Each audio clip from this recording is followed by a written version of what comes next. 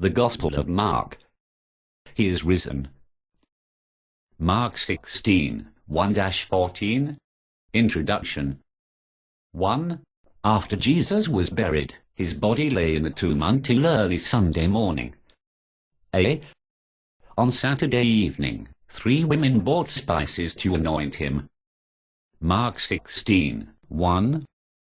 B.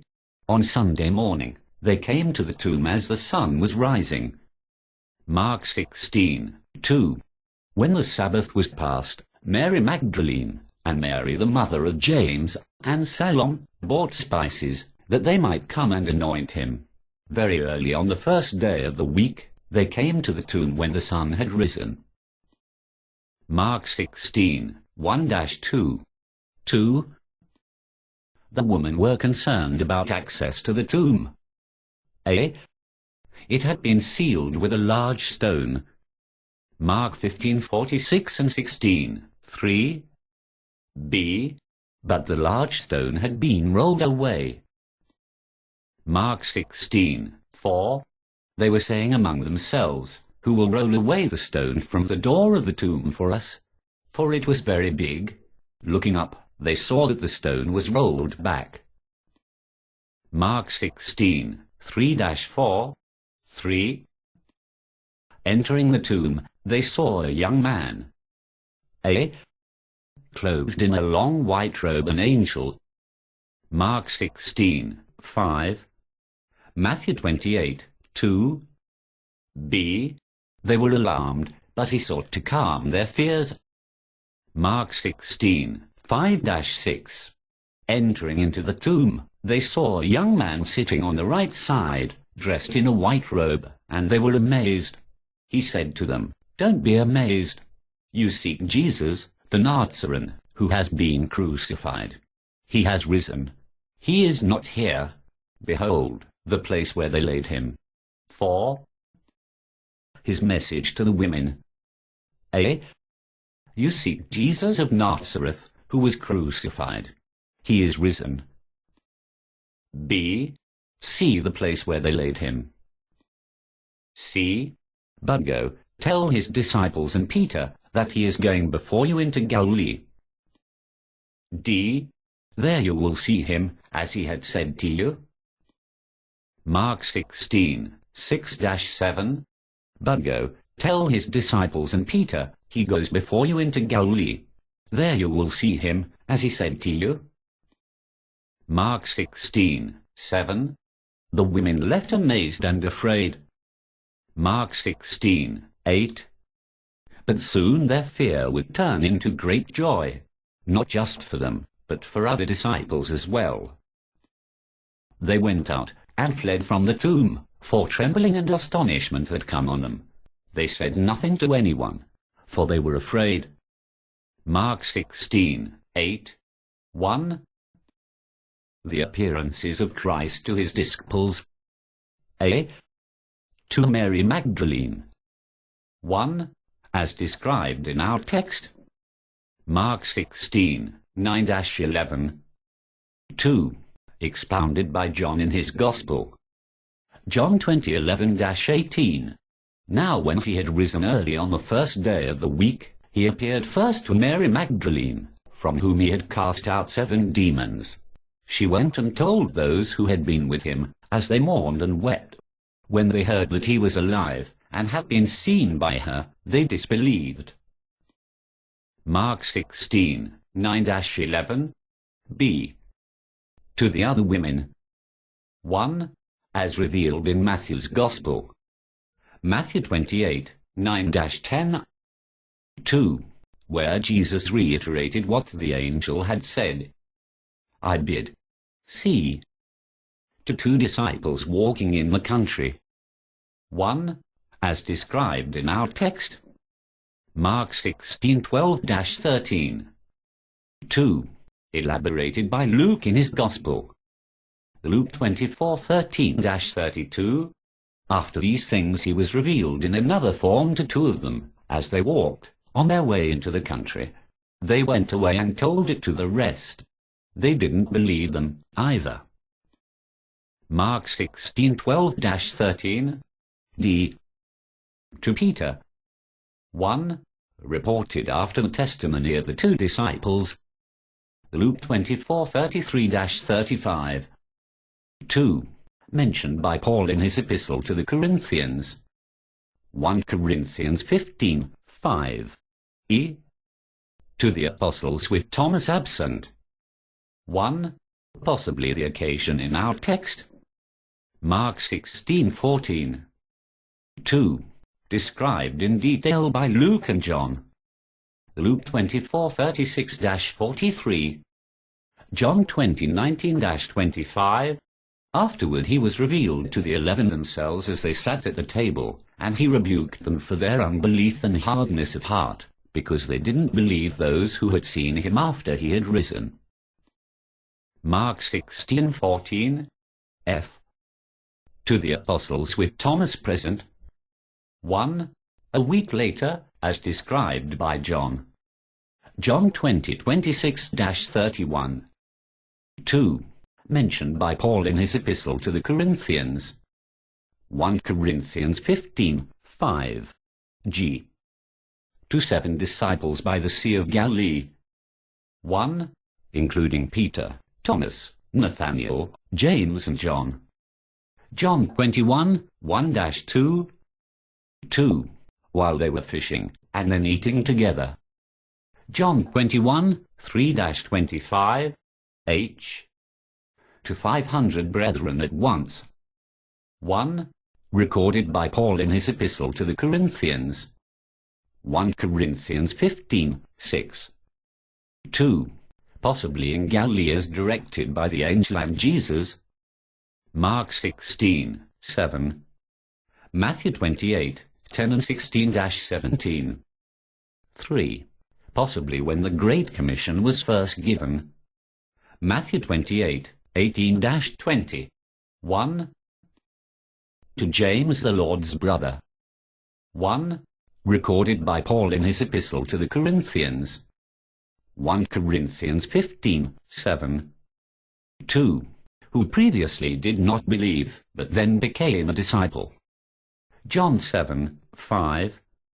Acts 1:14. J. To the disciples with another commission. 1. Recorded by Luke in his Gospel.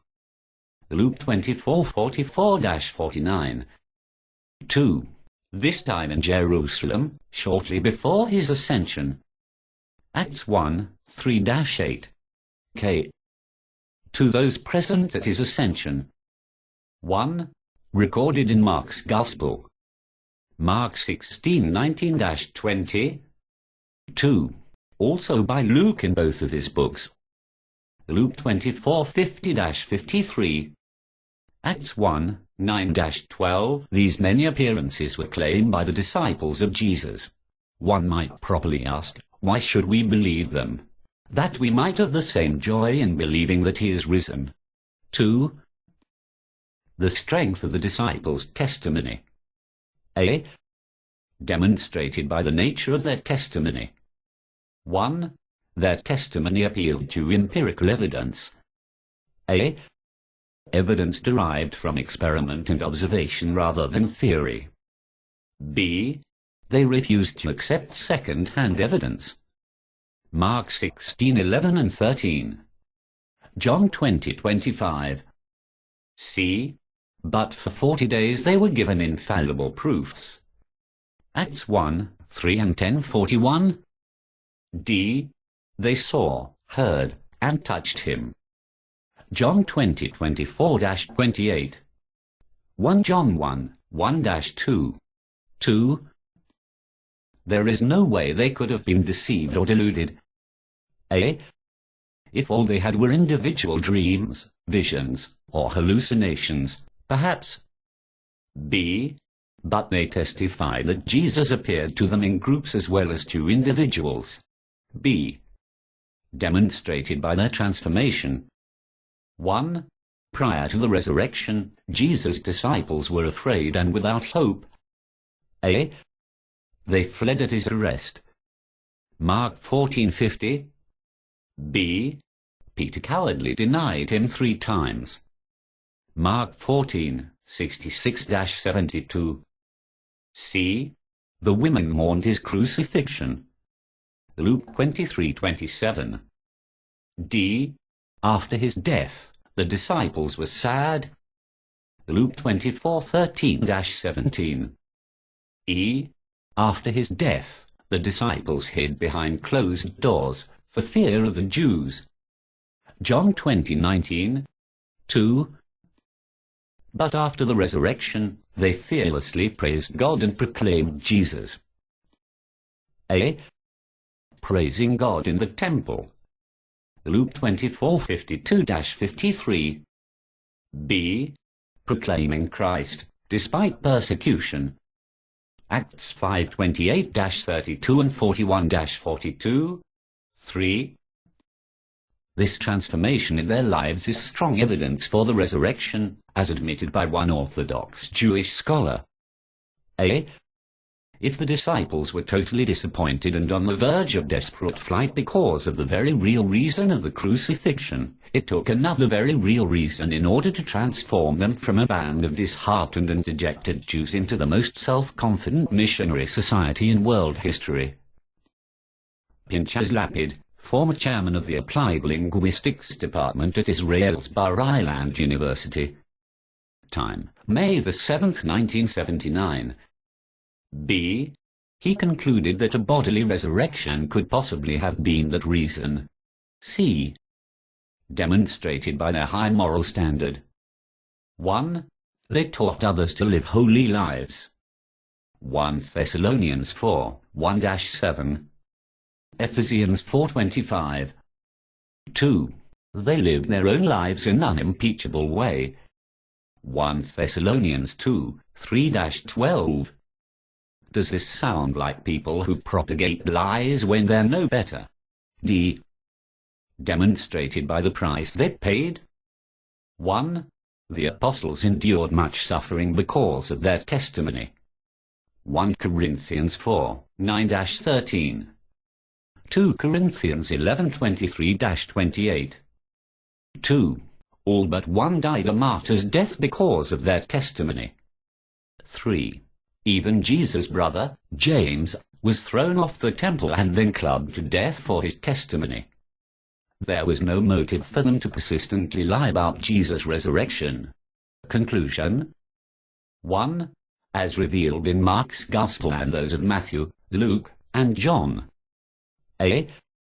Jesus Christ rose from the dead. B. He appeared to many of his disciples. C. Who later became witnesses of the resurrection. 2. The nature of their witness does not allow for the option of being deceived or deluded. A. Again, they professed empirical evidence. B.